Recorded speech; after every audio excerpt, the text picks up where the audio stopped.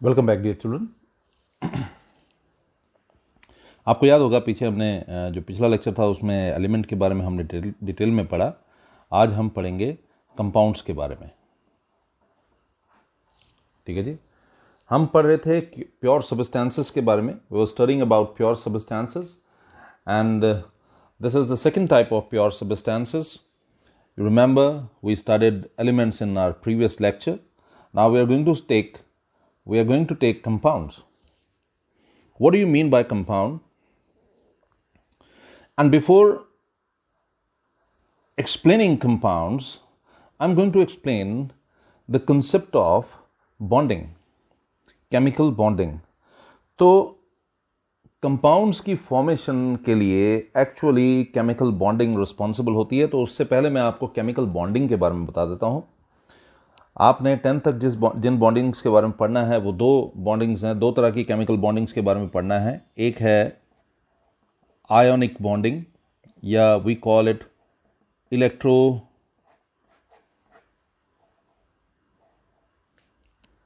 ठीक है जी, ionic bonding या इलेक्ट्रोवैलेंट बॉन्डिंग। ठीक है, आयनिक बॉन्डिंग या इलेक्ट्रोवैलेंट बॉन्डिंग क्या होता है, मैं आपको उसके लिए एक छोटी सी एग्जांपल देता हूं। Suppose let us take an example.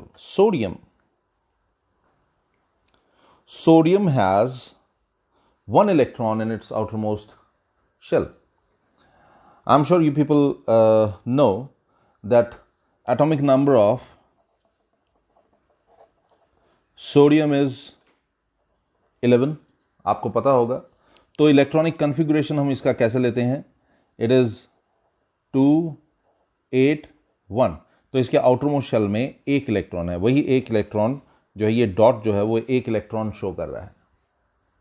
ठीक है जी, अब दूसरे की बात करते हैं। ये तो एक मेटल है। कौन सा मेटल लिया हमने, सोडियम। ठीक है, उसकी इलेक्ट्रॉनिक कन्फिगुरेशन 2 8 1। इसका मतलब है पहले शेल में 2, दूसरे शेल में 8 और तीसरे शेल में एक इलेक्ट्रॉन जो है वो प्रेजेंट है। अब हम बात करते हैं क्लोरीन की। एटॉमिक नंबर ऑफ क्लोरीन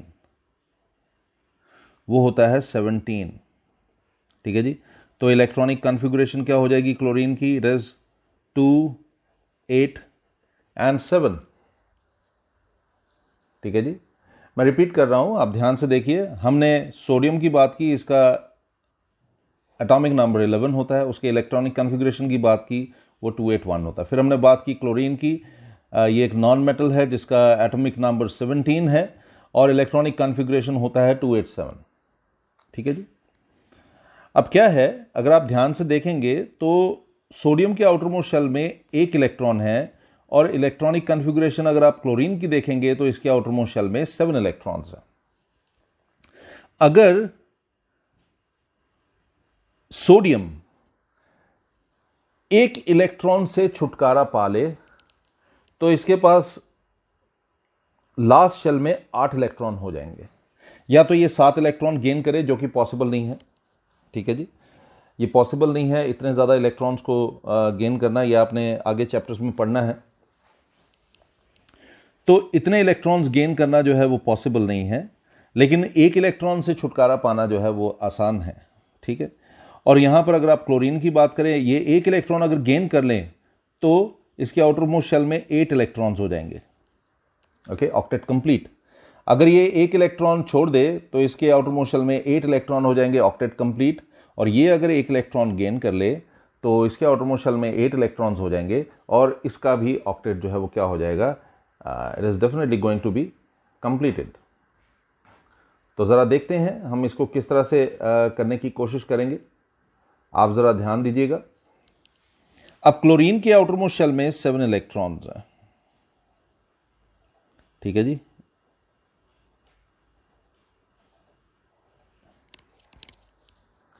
ये 7 इलेक्ट्रॉन्स हैं क्लोरीन के आउटरमोस्ट शेल में। There is 1 electron in the outermost shell of sodium and chlorine has 7 electrons. अब क्या होता है, सोडियम अपना एक इलेक्ट्रॉन इसको डोनेट कर देता है। तो जो डोनर होता है उसको मिलता है पॉजिटिव चार्ज। ठीक है जी, क्लोरीन ने एक एक्सेप्ट किया तो क्लोरीन को मिला नेगेटिव चार्ज। तो दो आयंस की फॉर्मेशन होगी, ठीक है। सोडियम ने अपना एक इलेक्ट्रॉन डोनेट करके खुद को पॉजिटिवली चार्ज आयन में कन्वर्ट कर लिया, जिसको वी कॉल कैटायन, और क्लोरीन ने एक गेन करके अपने आप को नेगेटिवली चार्ज आयन में कन्वर्ट कर लिया, जिसको वी कॉल एनायन, ठीक है जी। सो इस तरह की बॉन्डिंग को हम कहते हैं, we call it ionic bonding और electrovalent bonding, and such compounds are known as ionic compounds और इलेक्ट्रोवेलेंट कंपाउंड्स, ठीक है। मैं दोबारा से रिपीट कर रहा हूं आपके लिए। क्या होता है अक्सर, जैसे सपोज करिए सोडियम और क्लोरीन की मैंने एग्जांपल दी, ऐसे ही आप कोई और भी एग्जांपल ले सकते हैं। तो सोडियम के आउटरमोस्ट शेल में एक इलेक्ट्रॉन है, क्लोरीन के आउटरमोस्ट शेल में there are 7 electrons. So sodium loses one electron and chlorine gains this one electron, and when sodium loses one electron it gains positive charge. When chlorine accepts one electron or gains one electron, it gets a negative charge. It becomes an ion, it becomes cation. Sodium becomes cation and chlorine becomes an ion. Such bonding is known as ionic bonding, or it is also known as electrovalent bonding. And such compounds like sodium chloride, magnesium chloride, magnesium bromide and potassium iodide, मतलब ये इस तरह के जितने भी compounds हैं, हम इनको कहते हैं कि ये कैसे कंपाउंड्स हैं। दीज आर आयनिक कंपाउंड्स और इलेक्ट्रोवेलेंट कंपाउंड्स। फिनोमेना को बोलते हैं आयनिक बॉन्डिंग या इलेक्ट्रोवेलेंट बॉन्डिंग।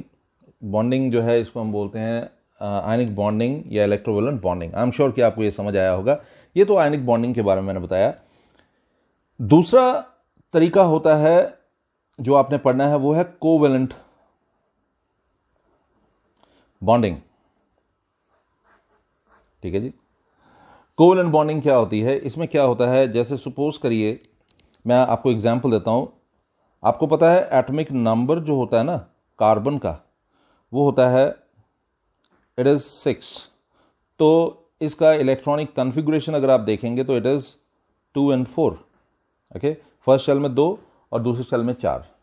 अगर आप बात करते हैं हाइड्रोजन की, एटॉमिक नंबर ऑफ हाइड्रोजन वो क्या होता है, वो आपको पता है 1। इलेक्ट्रॉनिक कॉन्फ़िगरेशन इसका क्या होगा, वो 1 ही होने वाला है डेफिनेटली, ठीक है ना। तो अब क्या है, आप ध्यान से इसको समझिएगा। कार्बन के आउटरमोस्ट शेल में आपने देखा कि there are 4 electrons, okay, there are 4 electrons. Hydrogen के आउटरमोस्ट शेल में 1 इलेक्ट्रॉन है, ओके। तो अगर ये इसको दे भी दे या इसे ले भी ले तो ये हाइड्रोजन का ही भला होगा, कार्बन का कोई भला नहीं होने वाला। क्योंकि आप देखिए यहां पर 1 हाइड्रोजन है और 1 कार्बन है, ठीक है। कार्बन के 4 इलेक्ट्रॉन्स हैं, तो इसको 4 एटम्स की, हाइड्रोजन एटम्स की जरूरत पड़ेगी। कैसे, मैं आपको बताता हूं। हाइड्रोजन का 1 इलेक्ट्रॉन है और कार्बन का ये वाला 1 इलेक्ट्रॉन। अब ये क्या होगा, यहां पर क्या हो जाएगा, शेयरिंग हो जाएगी, ठीक है जी। हाइड्रोजन जो है इसके साथ शेयर कर लेगा, ओके। एक और देखते हैं, ये वाला हाइड्रोजन है, इसके पास भी 1 है, तो ये वाला हाइड्रोजन भी शेयर कर लेगा, ओके। अब देखिए हाइड्रोजन के 2 कंप्लीट हो गए, हाइड्रोजन का ड्यूप्लेट कंप्लीट हो गया, क्योंकि इसमें 1 ही शेल है तो इसमें ड्यूप्लेट कंप्लीट करना है, ठीक है। ड्यूप्लेट कंप्लीट हो गया। ड्यूप्लेट कंप्लीट करना मतलब पहले शेल में 2 इलेक्ट्रॉन्स पूरे हो गए। यहां पर भी देखिए पहले शेल में 2 इलेक्ट्रॉन्स पूरे हो गए। ऐसे ही हाइड्रोजन का 1 इलेक्ट्रॉन है, तो इसने कार्बन के साथ शेयर कर लिया, इसका भी ड्यूप्लेट कंप्लीट हो गया। एक और हाइड्रोजन लेते हैं, इसका भी ड्यूप्लेट कंप्लीट हो गया अगर इसने शेयर कर लिया, ठीक है। ये कार्बन है, इसके आउटरमोस्ट शेल में 4 इलेक्ट्रॉन्स थे, तो 4 हाइड्रोजन इसके साथ जुड़े और उन्होंने अपना ड्यूप्लेट कंप्लीट कर लिया। अब हम बात करते हैं ऑक्टेट की। तो देखिए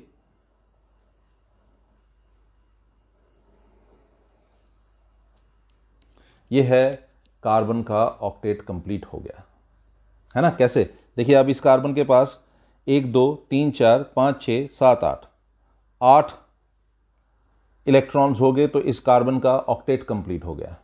इस हाइड्रोजन का ड्यूप्लेट कंप्लीट हो गया, इस हाइड्रोजन का ड्यूप्लेट, इस हाइड्रोजन का ड्यूप्लेट भी कंप्लीट हो गया। ऐसे ही इस हाइड्रोजन का भी ड्यूप्लेट कंप्लीट हो गया और इस कार्बन का ऑक्टेट कंप्लीट हो गया। देखिए 2 2 2 2 8, ठीक है। तो ज़्यादा डिटेल में नहीं जाएंगे अभी। आगे कोवेलेंट बॉन्डिंग जो है उसकी अलग अलग टाइप्स होती हैं, single bond, double bond, triple bond. अब इतना आगे नहीं जाएंगे क्योंकि आगे हमें इसके बारे में और पढ़ना ही है। तो याद रखिए, दो तरह की बॉन्डिंग होती है जिसके कारण केमिकल रिएक्शंस हो रहे होते हैं, ठीक है। एक होता है कोवेलेंट बॉन्डिंग और दूसरा होता है आयनिक बॉन्डिंग। आयनिक बॉन्डिंग में एक डोनर होता है, एक एक्सेप्टर होता है, लेकिन कोवेलेंट बॉन्डिंग में सब लोग जो है वो शेयर करते हैं। यहां पर सारा काम जो है कोऑपरेशन के साथ हो रहा है। मतलब कैसे, ये शेयरिंग कर रहे हैं। कार्बन जो है हाइड्रोजन के साथ एक अपना हर एक इलेक्ट्रॉन जो है शेयर कर रहा है 4 हाइड्रोजन के साथ। इस तरह से कार्बन का ऑक्टेट कंप्लीट हो रहा है और हर हाइड्रोजन जो है उसका ड्यूप्लेट कंप्लीट हो रहा है। तो इसको हम बोलते हैं, we call it covalent bonding, ठीक है जी। तो आगे इसके मैंने आपको बताया इसके और भी टाइप्स हैं। सिंगल बॉन्ड, ये तो सिंगल बॉन्ड था, ठीक है जी, ये सिंगल बॉन्ड था। इसको हम इस तरह से दिखाते हैं एक्चुअली ऐसे, ये सिंगल बॉन्ड है। आगे डबल बॉन्ड, ट्रिपल बॉन्ड ज़रूरत के हिसाब से होता है। ये कोवेलेंट बॉन्डिंग में हो जाता है, ठीक है, कोवेलेंट बॉन्डिंग में ही होता है। लेकिन सोडियम क्लोराइड का मैंने एग्जाम्पल देकर आपको आयनिक बॉन्डिंग के बारे में समझाया, इसमें ऐसा नहीं होता। तो चलते हैं, अब हम बात करते हैं कंपाउंड्स की। कंपाउंड्स को समझने के लिए ही हमने ये कॉन्सेप्ट समझा, ठीक है जी। तो अगर मैं फिर से आपके लिए एक छोटी सी एग्जाम्पल के साथ अब मैं कंपाउंड के बारे में आपको बताता हूं, आप ध्यान से सुनिएगा।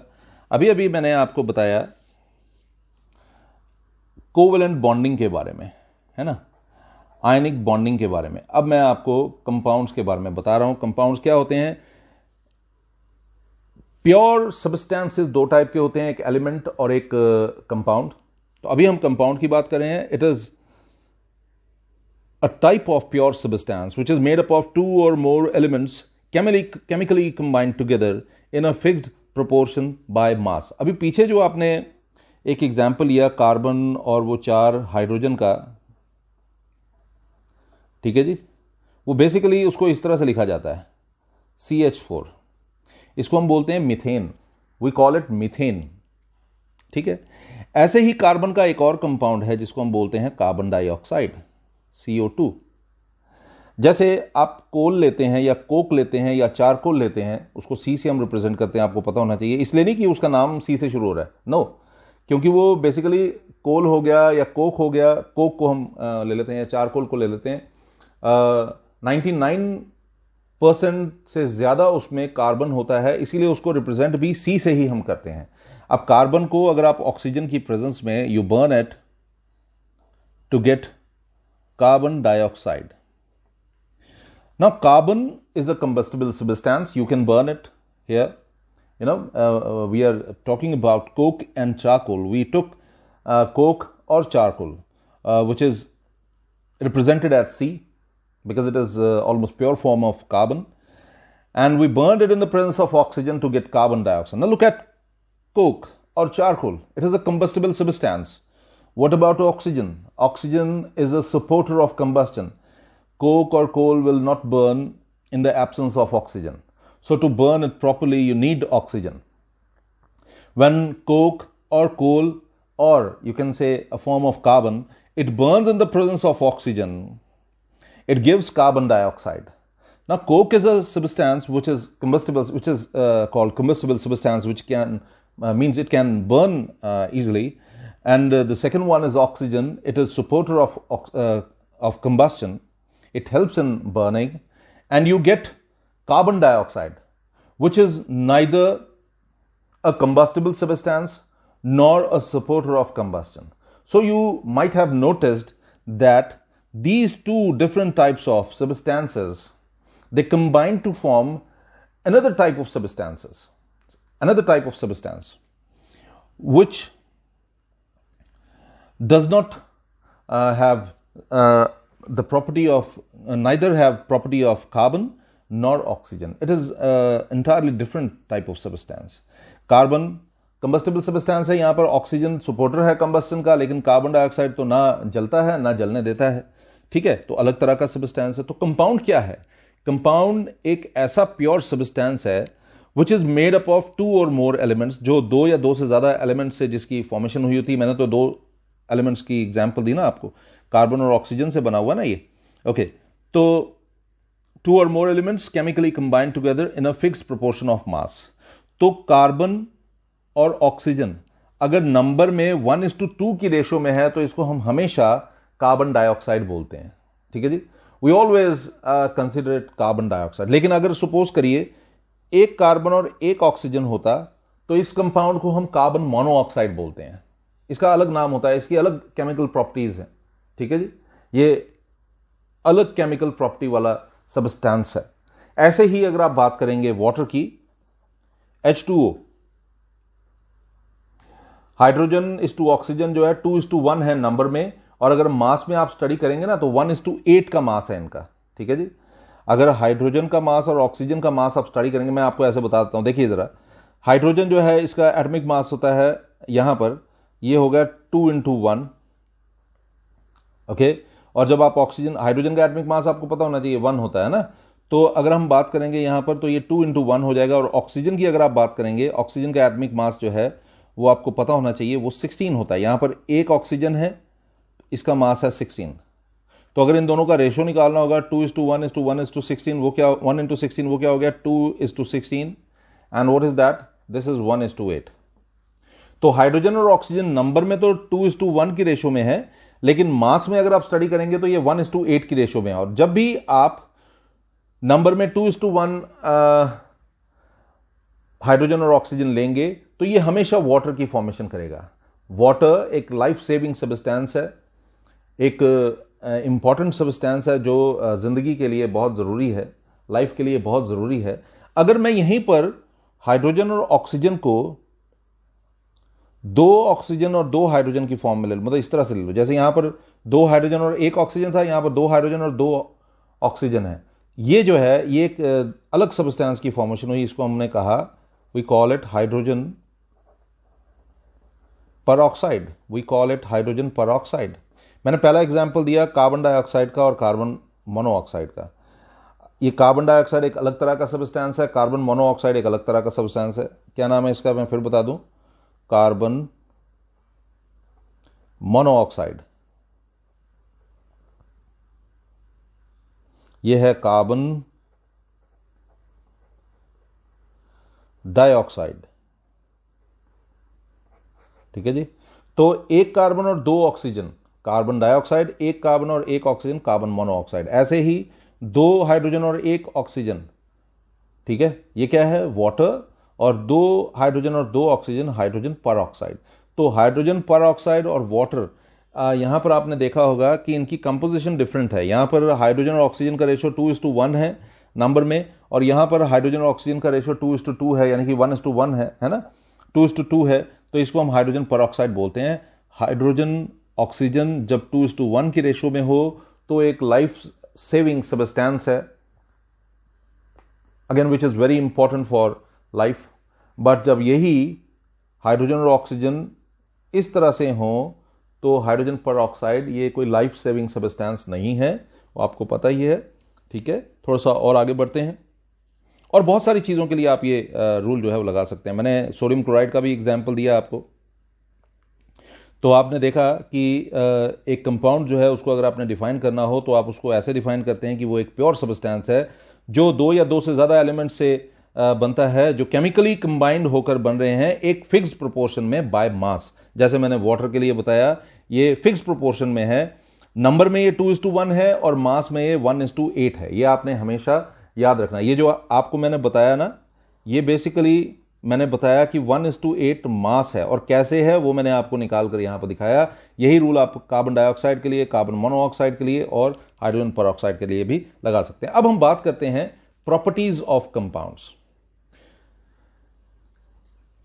किसके बारे में बात करेंगे, प्रॉपर्टीज ऑफ कंपाउंड। तो सबसे पहले हम कंपाउंड की प्रॉपर्टीज के बारे में जब बात करते हैं तो सबसे पहले हम बात करते हैं वही चीज जो हम ऑलरेडी इसकी डेफिनेशन में भी एक्सप्लेन कर चुके हैं। Compound is always made up of same elements, ठीक है जी। आपने ये पहली प्रॉपर्टी क्या है, ये प्रॉपर्टीज किसकी, कंपाउंड्स की,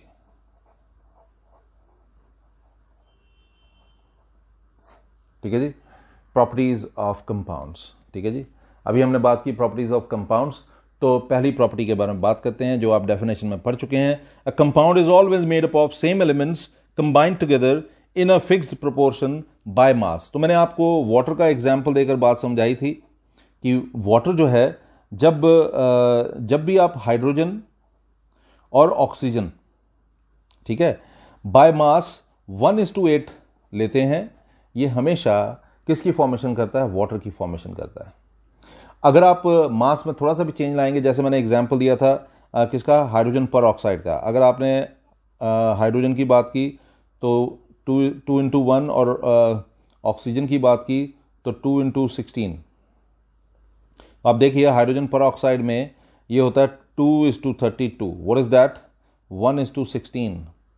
तो जब भी मास 1:16 होगा, हाइड्रोजन और ऑक्सीजन का रेशो आप मास में जब 1:16 के उससे लेंगे तो वो हाइड्रोजन पर ऑक्साइड की फॉर्मेशन करेगा। किसकी फॉर्मेशन करेगा? हाइड्रोजन पर ऑक्साइड की। मास 1:8 है, वाटर है। मास 1:16 है तो ये क्या है? इट इज हाइड्रोजन पर ऑक्साइड। तो जब भी 1:16 मास होगी तो ये हाइड्रोजन पर ऑक्साइड होगा, 1:8 मास होगा तो ये वाटर होगा। तो हमेशा एक पर्टिकुलर सब्सटेंस, एक पर्टिकुलर कंपाउंड में एलिमेंट्स जो हैं एक फिक्स्ड प्रोपोर्शन में बाय मास जो है वो कंबाइन होते हैं और उस सब्सटेंस की फॉर्मेशन करते हैं। आप ये चीज़ जो है और बहुत सारी जगहों पर लगा सकते हैं। मैंने आपको कार्बन डाइऑक्साइड का एग्जाम्पल दिया, आप कार्बन मोनोऑक्साइड में भी ये लगा सकते हैं और बहुत सारी एग्जाम्पल्स जो हैं आप अपने से भी बना सकते हैं। तो दूसरी प्रॉपर्टी क्या हो सकती है? केमिकल कंपाउंड की फॉर्मेशन के लिए एक बात हमेशा आपने याद रखनी है, कंपाउंड की फॉर्मेशन हमेशा ऐसा नहीं होगा कि आपने कार्बन लिया, ऑक्सीजन लिया, उसको मिक्स कर दिया तो वो कार्बन डाइऑक्साइड बन जाएगा। ऐसा नहीं होगा। कार्बन और ऑक्सीजन को कंबाइन करने के लिए आपको कार्बन को बर्न करना पड़ेगा in the presence of oxygen, तब जाकर कार्बन डाइऑक्साइड की फॉर्मेशन होगी। ठीक है, ऐसा नहीं होगा कि आपने ऑक्सीजन की प्रेजेंस में कोक को रख दिया या चारकोल को रख दिया, अपने आप ही ऑक्सीजन जो है वो कार्बन के साथ कंबाइन होकर कार्बन डाइऑक्साइड बना देगा। ऐसा नहीं है। You have to burn coke, you have to burn coal to get carbon dioxide. ठीक है, तो एक तरीका है, कंडीशन है, उस कंडीशन से ही कार्बन डाइऑक्साइड की फॉर्मेशन जो है वो होगी। आई एम श्योर कि आपको ये बात समझ आ रही होगी। मैं चलता हूं। A chemical compound is formed as a result of chemical change, यानी कि ये केमिकल चेंज या केमिकल रिएक्शन जिसको आप बोलते हैं, उसको उसके होने के लिए कुछ कंडीशंस जो है वो जरूरी होती हैं।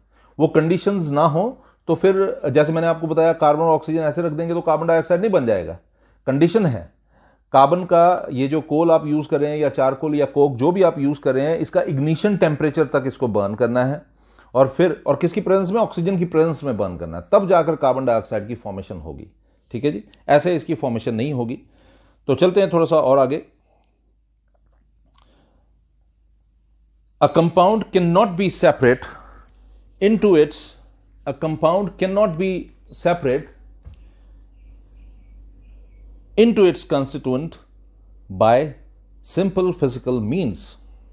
तो एक कंपाउंड को आप सिंपल फिजिकल मीन से सेपरेट नहीं कर सकते। आपके पास सपोज करिए सोडियम क्लोराइड है, ठीक है जी, suppose you have sodium chloride.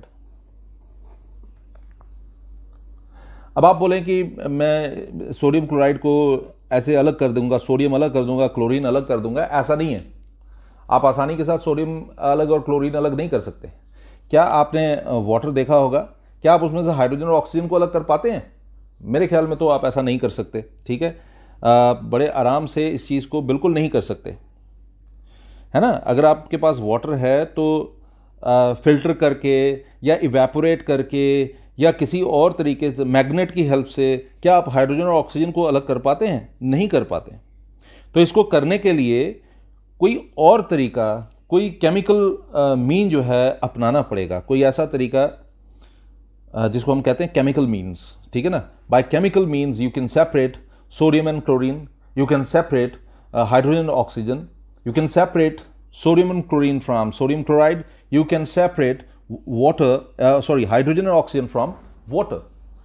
You have to use some chemical method. You cannot by means of some physical method separate sodium from chlorine or chlorine from sodium. You cannot separate hydrogen from oxygen or oxygen from hydrogen by using some physical method, by using some physical means. You have to use some chemical method.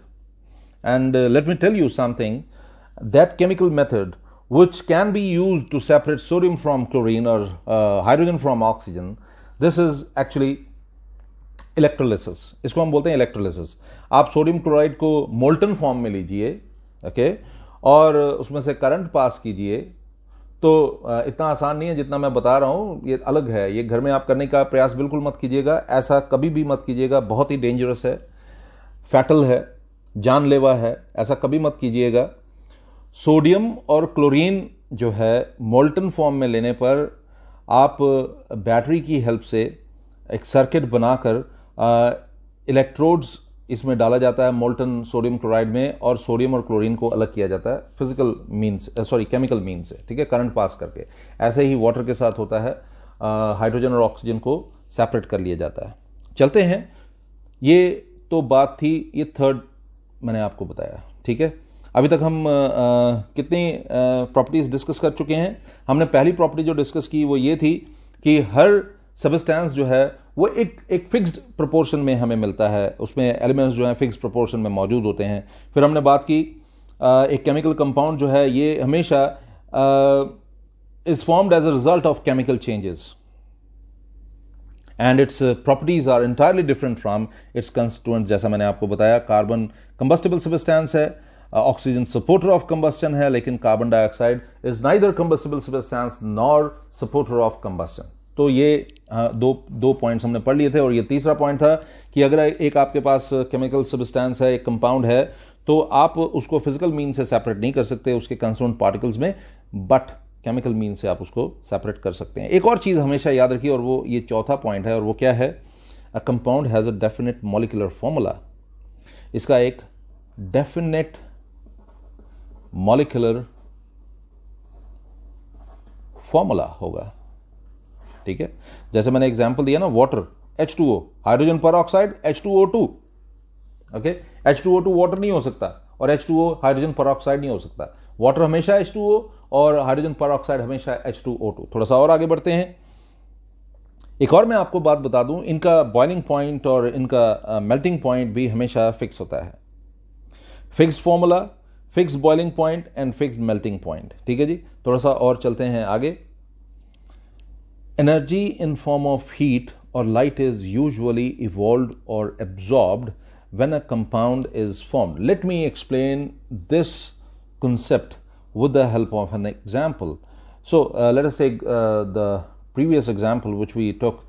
We took carbon when burnt in oxygen gave us carbon dioxide. You remember this one.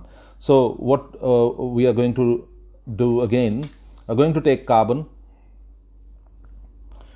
and you have to provide it with heat in the presence of oxygen and it gives out carbon dioxide. देखिए, ये एक endothermic reaction है. Endothermic क्या reaction होता है मैं आपको बता दूं. इसमें हीट को एब्जॉर्ब किया जाता है. कौन सा रिएक्शन मैंने बोला? Endothermic reaction. वो रिएक्शन है जिसमें हीट की जरूरत होती है रिएक्शन के होने के लिए, ठीक है. और फिर रिएक्शन, अगर किसी रिएक्शन में हीट इवॉल्व होती है, उस रिएक्शन को we call exothermic reaction. So what do you mean by endothermic reaction? We provide, जैसे यहां पर क्या हुआ, कार्बन को हमने हीट प्रोवाइड की तो वो ऑक्सीजन के साथ कंबाइन हुआ, ओके, तो एंडोथर्मिक है. और जब कार्बन डाइऑक्साइड बनना शुरू होता है तो आपको पता है यहां पर हीट इवॉल्व भी होना शुरू हो जाती है. यहां पर हीट जो है उसकी एवोल्यूशन भी शुरू होती है. हीट स्टार्ट्स इवॉल्विंग, ठीक है.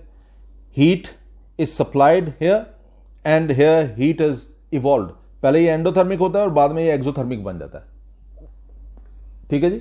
तो अक्सर केमिकल रिएक्शंस के होने के लिए, या जब केमिकल रिएक्शंस होती हैं तो हीट इवॉल्व होती है या हीट एब्जॉर्ब होती है, ठीक है. मैंने एक ऐसा एग्जांपल दिया जहां हीट एब्जॉर्ब भी हो रही है और हीट इवॉल्व भी हो रही है, ठीक है जी. और बहुत सारी ऐसी एग्जांपल्स आप ले सकते हैं. आपको पता है नेचर में भी बहुत सारे ऐसे फिनोमेना होते हैं जहां पर हीट की ज़रूरत होती है, या स्पार्क की ज़रूरत होती है, या लाइट की ज़रूरत होती है. तो नेचर में भी जैसे मैंने आपको बताया बहुत सारे ऐसे फिनोमेना हैं। जैसे मैं आपको एक छोटी सी एग्जांपल देकर बताता हूं। अगर सिल्वर ब्रोमाइड आप लेते हैं ना, सिल्वर ब्रोमाइड अगर आप वो लेते हैं तो सिल्वर ब्रोमाइड एक फोटो सेंसिटिव सब्सटेंस है। जैसे लाइट में लाएंगे वो सिल्वर मेटल और ब्रोमीन में कन्वर्ट हो जाएगा। ठीक है, वो सिल्वर मेटल और ब्रोमीन गैस में कन्वर्ट हो जाएगा। इसका मैं एक छोटा सा और एक एग्जांपल आपको देकर बताता हूं। पुराने ज़माने में जो हम फोटोग्राफी के लिए जो डिवाइस यूज़ करते थे उसमें रोल पड़ता था। वो रोल जो है वो उसके लिए बोला जाता था कि उसको लाइट में नहीं लाना है, क्योंकि वो लाइट को लेकर सेंसिटिव होता है। उसके ऊपर एक कोटिंग होती है सिल्वर ब्रोमाइड की, जो लाइट सेंसिटिव कंपाउंड है, और जैसे ही आप लाइट में वो रोल लाते थे ना तो वो डैमेज हो जाता था। ठीक है, वो रोल पूरा खराब हो जाता था। ऐसा ही एक और एग्जाम्पल मैं आपको दूं।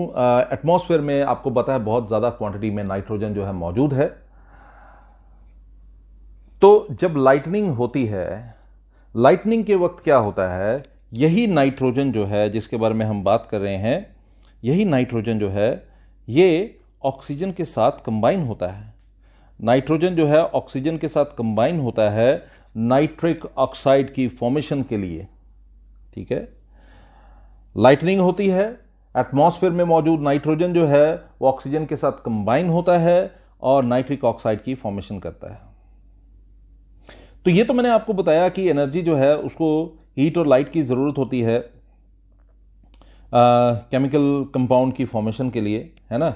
Energy in the form of heat और लाइट इज यूजुअली इवॉल्व्ड और absorbed when a compound is formed. ये तो मैंने आपको बताया। साथ में मैंने आपको ये भी बताया कि बहुत सारी कंडीशंस भी होती हैं एक केमिकल रिएक्शन के होने के लिए। जैसा मैंने अभी आपको एग्जांपल दिया, अगर सनलाइट मौजूद होगा, सिल्वर ब्रोमाइड जो है वो सिल्वर और ब्रोमीन में कन्वर्ट हो जाएगा। और अगर लाइटनिंग होती है जैसे, तो लाइटनिंग के वक्त एटमॉस्फेयर में मौजूद नाइट्रोजन जो है ऑक्सीजन के साथ कंबाइन होकर नाइट्रिक ऑक्साइड की फॉर्मेशन जो है वो कर देता है। ठीक है जी, एक और बात हम कर लेते हैं और वो ये है, वो है a compound is homogeneous substance. अब होमोजेनस सब्सटेंस क्या होता है मैं आपको बताऊं। होमोजेनस का मतलब यह होता है कि हर तरफ एक जैसा ही होता है। So let us take an example. If you examine iron sulphide under a magnifying glass और a microscope, you find that all the particles of iron sulfide are the same throughout the mass। ये तो मैंने आपको iron sulphide के बारे में बोला। Copper sulphate ले लीजिए, सोडियम क्लोराइड ले लीजिए, या कोई भी सब्सटेंस आप ले लीजिए, कोई भी सॉल्ट आप ले लीजिए, आप उसको माइक्रोस्कोप के नीचे देखेंगे तो आपको पता लगेगा थ्रू आउट द मास, जितना भी आपने लिया होगा उसमें कॉपर सल्फेट जो है वो एक जैसा ही होता है, या आयरन सल्फाइड जो है एक जैसा ही होता है, या कॉमन सॉल्ट जिसको आप सोडियम क्लोराइड बोलते हैं एक जैसा ही होता है, या शुगर एक जैसा ही होता है। ठीक है जी, कहीं से भी आप उसको टेस्ट करके देखें एक जैसा ही होगा, कहीं से भी उसका कलर देखें एक जैसा ही होगा, कहीं से भी उसकी कंपोजिशन देखिए एक जैसी ही होगी। ठीक है, a compound is a homogeneous substance. So compound is a homogeneous substance, ये आपने याद रखना है। कंपाउंड एक होमोजेनस सब्सटेंस होता है। तो आज हमने कंपाउंड्स के बारे में पढ़ा, कंपाउंड्स क्या होते हैं ये पढ़ा, कंपाउंड्स की प्रॉपर्टीज क्या होती हैं ये पढ़ा, और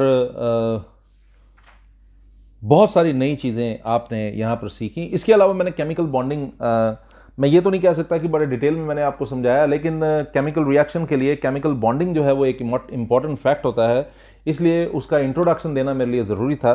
तो मैंने आपको एक एक एग्जाम्पल के साथ उसकी इंट्रोडक्शन देकर आपको केमिकल बॉन्डिंग के बारे में समझाया। आपको याद होगा मैंने बताया कोवेलेंट बॉन्डिंग के बारे में, मैंने बताया इलेक्ट्रोवेलेंट बॉन्डिंग या आयनिक बॉन्डिंग के बारे में।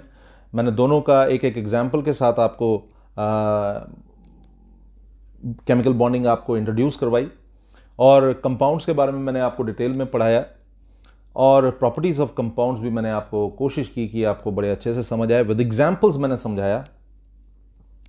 आई एम श्योर कि ये कंसेप्ट आपको अच्छे से आपको समझ आया होगा, किंतु किसी भी प्रकार की परेशानी हो तो ज़रूर बताइएगा। और प्लीज़ अगर आप देखते हैं और समझ आता है तो लाइक ज़रूर किया कीजिए, शेयर ज़रूर किया कीजिए, सब्सक्राइब नहीं किया है तो सब्सक्राइब ज़रूर कीजिए। अपना ध्यान रखिए, घर के अंदर ही रहिए और ज़्यादा समय जो है पढ़ाई लिखाई में लगाइए, क्योंकि आने वाले समय में मस्ती तो मैं कह नहीं सकता कि कितना काम आएगी आपके, लेकिन पढ़ाई लिखाई तो बहुत ज़्यादा काम आएगी। अपना ध्यान रखिए। Good bye.